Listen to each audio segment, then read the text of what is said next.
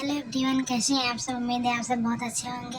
आज हम वट सावित्री पूजा के बारे में बात कर रहे हैं। आप सबको पता होगा कि इस बार वट पूजा जो है 6 जून दिन बृहस्पतिवार को पड़ रहा है।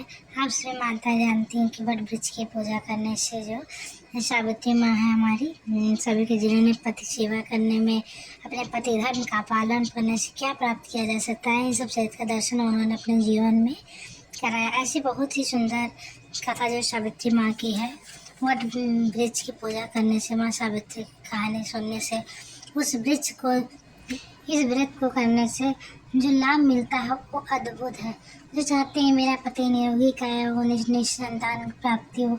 ऐसी मान्यता है कि जो वृक्ष, वट वृक्ष की जड़ें होती हैं वो बहुत ही विशाल होती हैं और वो मतलब फैलता ही चला जाता है। जो वट वृक्ष की पूजा करते हैं वो हमेशा उनके ऐसे ही वट वृक्ष की तरह ही उनका परिवार, उनका वंश पूरा फैलता ही चला जाता है। इसलिए वट वृक्ष की पूजा अवश्य करनी चाहिए हम सभी माताएं बहनों को। और कौन सी माताएं बहनें ऐसी होंगी जो अपने परिवार की सुख समृद्धि की नहीं चाहती हैं, हमेशा अपने परिवार को खुश देखना चाहती हैं।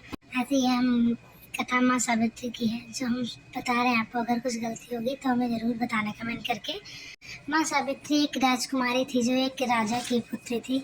उन्होंने अपना पति, मतलब उनको अपना पति स्वयं चुनने या वरण करने का अधिकार था, मिला था। वो एक कुटिया में रहने वाले धर्मनिष्ठ, जो कर्मनिष्ठ, मातृव्रत भक्त, सत्यवान जो उनका नाम था, उन्होंने उनको अपना पति चुना।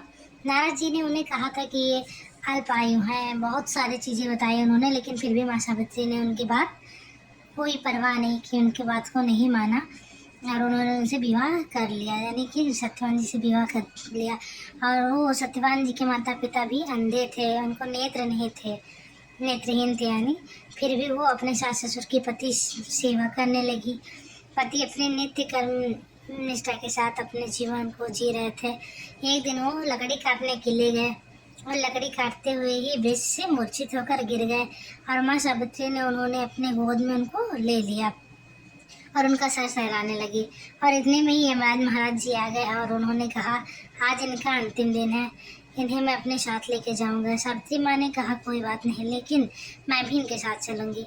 तब यमराज महाराज जी ने कहा, अरे ऐसे कैसे चलोगी, इनका समय खत्म हो गया है। तभी सावित्री माँ ने कहा, मैं एक पतिव्रता स्त्री हूँ, इनको क्षण भी नहीं छोड़ सकती, मैं अपने पति के साथ ही चलूंगी। सावित्री यमराज जी के साथ चलने लगी। कुछ दूर से गए तो यमराज जी ने कहा, देखो ये मेरे नियम विरुद्ध है।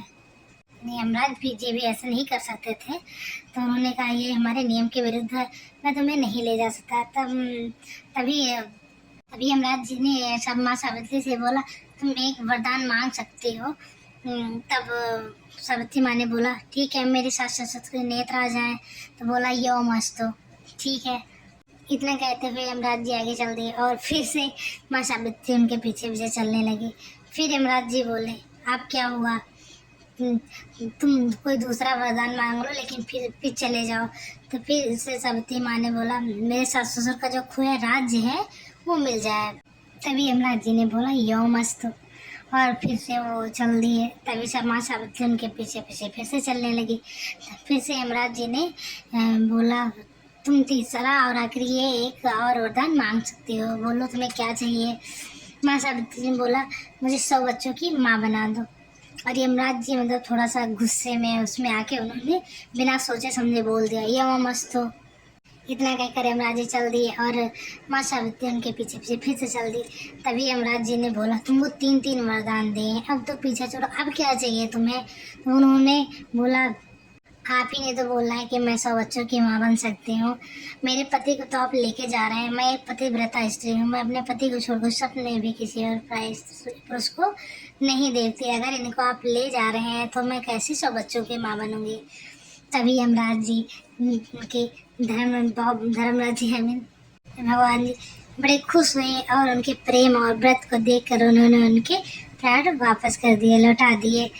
इसलिए कहते हैं, इस व्रत को अगर कोई अच्छे से और सच्चे मन से रखता है तो वो कुछ भी कर सकता है। इसलिए सभी को अच्छे से सब लोग व्रत रखिए और अपने पतिव्रता का वो